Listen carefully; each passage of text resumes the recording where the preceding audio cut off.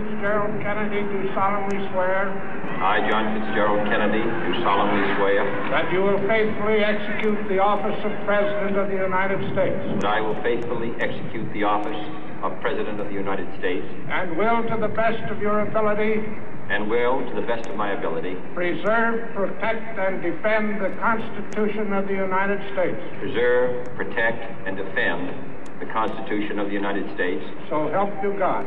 So help me God.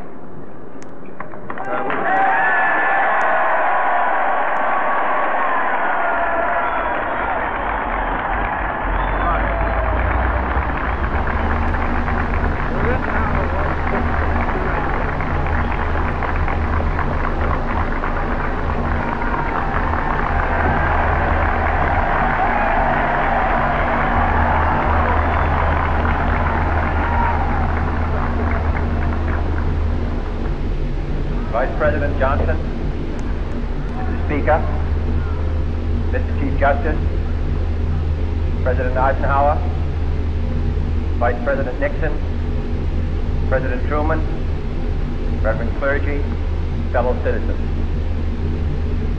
We observe today not a victory of party, but a celebration of freedom, symbolizing an end as well as a beginning, signifying renewal as well as change. For I have sworn before you and Almighty God the same solemn oath our forebears prescribed nearly a century and 3/4 ago. The world is very different now, for man holds in his mortal hands the power to abolish all forms of human poverty and all forms of human life. And yet the same revolutionary beliefs for which our forebears fought are still at issue around the globe. The belief that the rights of man come not from the generosity of the state, but from the hand of God. We dare not forget today that we are the heirs of that first revolution. Let the word go forth from this time and place to friend and foe alike that the torch has been passed to a new generation of Americans born in this century, tempered by war, disciplined by a hard and bitter peace, proud of our ancient heritage, and unwilling to witness or permit the slow undoing of those human rights to which this nation has always been committed and to which we are committed today at home and around the world.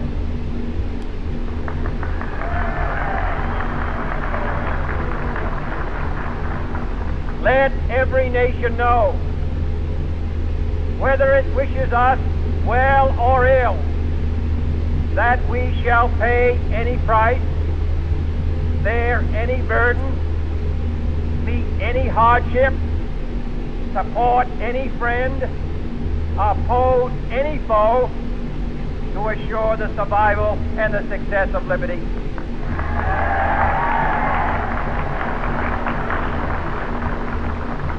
This much we pledge and more. To those old allies whose cultural and spiritual origins we share, we pledge the loyalty of faithful friends. United, there is little we cannot do in a host of cooperative ventures. Divided, there is little we can do, for we dare not meet a powerful challenge at odds and split asunder. To those new states whom we welcome to the ranks of the free, we pledge our word that one form of colonial control shall not have passed away, merely to be replaced by a far more iron tyranny. We shall not always expect to find them supporting our view, but we shall always hope to find them strongly supporting their own freedom, and to remember that in the past, those who foolishly sought power by riding the back of the tiger ended up inside.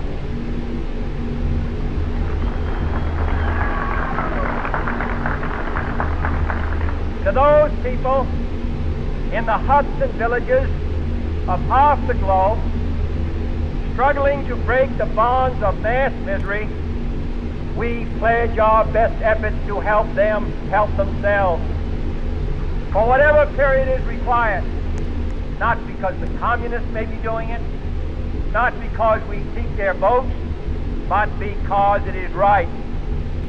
If a free society cannot help the many who are poor, it cannot save the few who are rich.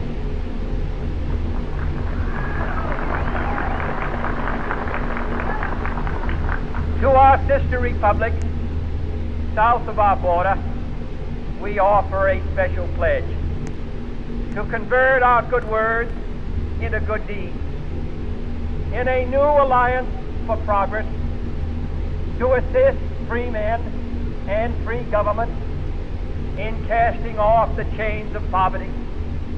But this peaceful revolution of hope cannot become the prey of hostile powers.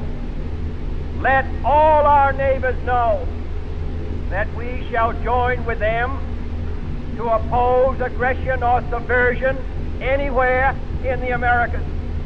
And let every other power know that this hemisphere intends to remain the master of its own house.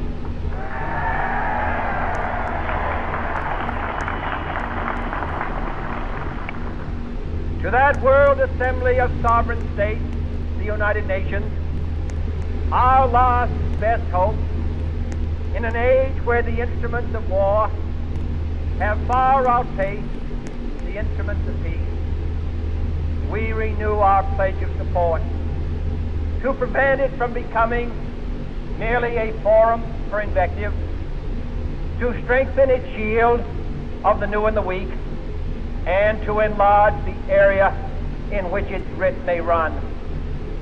Finally, to those nations who would make themselves our adversary, we offer not a pledge, but a request that both sides begin anew the quest for peace.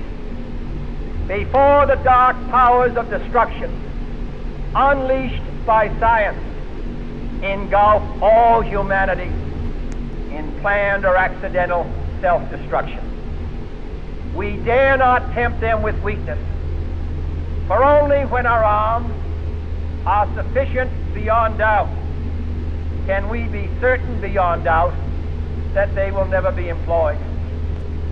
But neither can two great and powerful groups of nations take comfort from our present course, both sides overburdened by the cost of modern weapons, both rightly alarmed by the steady spread of the deadly atom, yet both racing to alter that uncertain balance of terror that stays the hand of mankind's final war. So let us begin anew, remembering on both sides